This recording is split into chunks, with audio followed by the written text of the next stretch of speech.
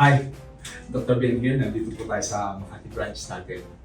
Kasama natin si Ma'am Malu Maria Luisa from Calamba City. Yes Hi. po. Hi po. So, Malu nickname mo, no? Opo. Sino nag-refer sa iyo sa akin? Napanood ko lang po kayo sa YouTube. Ganon. Opo. Ang hinahanap ko lang po pagkain. Pagka- Opo kasi, Pagkain napunta ka sa clinic? opo kasi, ano nga po kumbaga, masyado ko nawindan din sa ano ko Sa resulta ng laboratorio mo? Opo, sa GFR ko po kasi talagang isang kembot na lang Ang problema ni Malu, GFR. Opo, GFR, 25 na lang. Sa hindi nakakaalam po, ang GFR is glomerular filtration rate. Yun yung kakayanan po ng kidneys natin na mag-filter ng mga toxin. Yes po. Ang kasama mo nung magpunta ka rito si Pauline. Yes po. Kaibigan mo? Tutor po ng mga apo ko. At tutor, batiin mo naman si Pauline. Pasalamat ka, dinala ka rito. Hi, Pauline. Ayan. Okay. Teacher. Anong gawain mo, Malu? If you don't mind? Ano po, nabiyahe po ako ng isda. Coming from where? Saan galing? Ano po, galing Malabon po, papuntang Calamba. Anong mga isda yun? Ano po, iba't ibang klase po, mga dalaga, bango, sipon. Maya. Hindi po ano mamaya-maya, yung ano po, yung... Ano?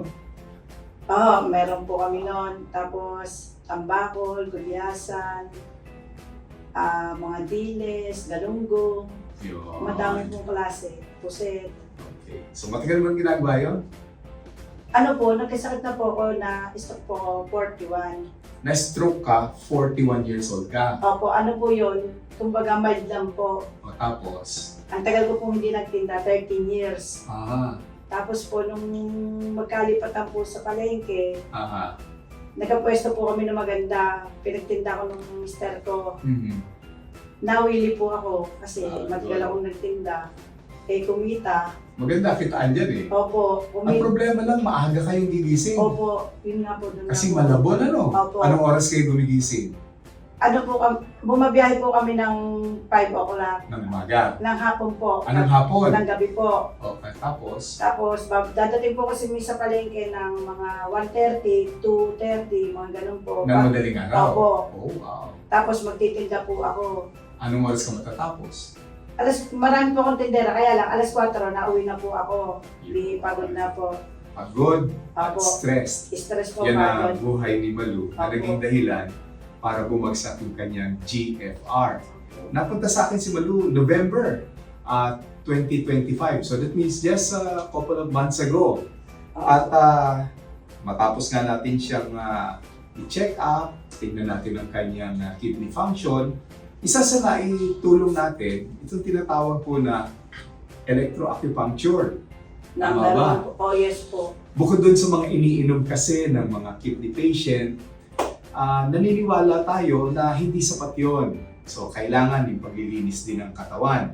At nagbigay tayo ng diet sa kanya. Yes Tama? po. May mga pwede at bawal, no? Opo, yes po. Ayan. Nagbigay din tayo ng steam therapy sa kanya. Tama, no? Opo. Ayun. Nahirapan kang hanapin pa nga yung Epsom salt, ano? Opo, ang hirap po. San Pablo pa. Dok. Nalimutan mo, pwede online. Opo, San Pablo pa po kasi sabi, baka daw po peke.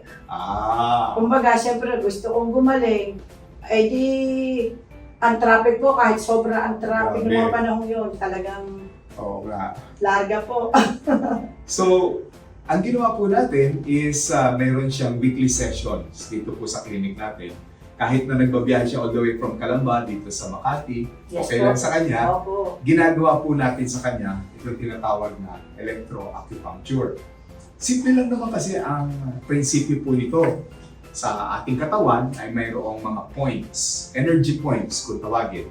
At kung tayo nga ay may karamdaman, humihina yung mga energy points na yon. So ang ginagawa lang natin, pinalalakas para dumaloy ng maganda yung dugo, para matulungan lumabas yung mga toxin. Pahinga malalim po. Okay. Okay. Alright. Pinakikinggan natin ang baga to check for any signs of infection o kung may tubig na naiipon. Pinakikinggan din natin ang puso para malaman natin yung regularity and rhythm.